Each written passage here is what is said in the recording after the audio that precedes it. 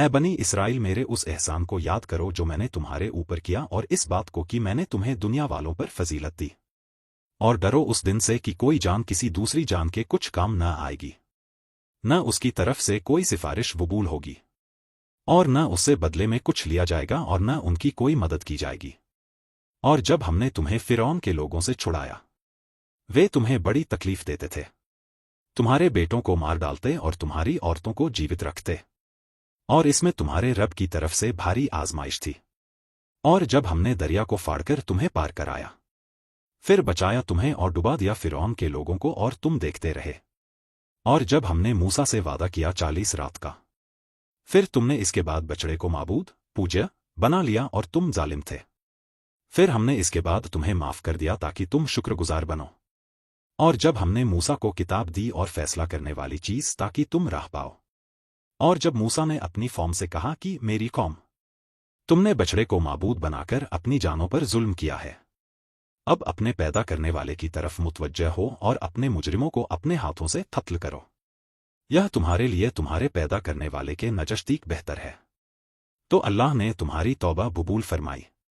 بے شک وہی توبہ قبول کرنے والا رحم کرنے والا ہے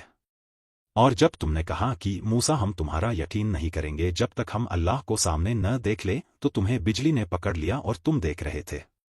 پھر ہم نے تمہاری موت کے بعد تمہیں اٹھایا تاکہ تم شکر گزار بنو اور ہم نے تمہارے اوپر بدلیوں کا سایہ کیا اور تم پر من و سلوا اتارا کھاؤ ستھری چیزوں میں سے جو ہم نے تمہیں دی ہیں اور انہوں نے ہمارا کچھ نقصان نہیں کیا وہ اپنا ہی نقصان کرتے رہے تفسیر یہود کو اللہ تعالیٰ نے تمام دنیا پر فضیلت شریشٹتا دی تھی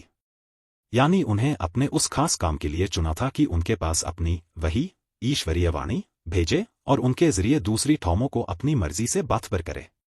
پھر اس منصب پد کے انوروپ انہیں بہت سی نعمتیں اور سہولتیں دی گئیں اپنے دشمنوں پر غلبہ وقتی لغزشوں غلطیوں سے درگزر اسادھارن حالات میں اسادھارن مدد اور خداوند کی طرف سے ان کے لیے جیوکا کا انتظام آدی اس سے یہود کی اگلی نسلیں اس غلط فہمی میں پڑ گئی کہ ہم اللہ کی خاص امت سمودائے ہیں ہم ہر حال میں آخرت پرلوک کی کامیابی حاصل کریں گے مگر خدا کے اس طرح کے معاملات کسی کے لیے پشتینی پیترک نہیں ہوتے کسی سمودائے کے اگلے لوگوں کا فیصلہ ان کے پچھلے لوگوں کی بنیاد پر نہیں کیا جاتا بلکہ ہر فرد کا الگ الگ فیصلہ ہوتا ہے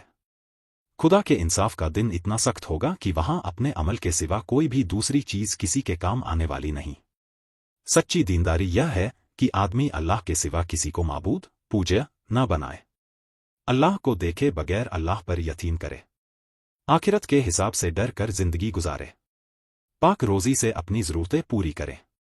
جن لوگوں پر اسے ادھک اختیار حاصل ہے انہیں جرم کرنے سے روک دے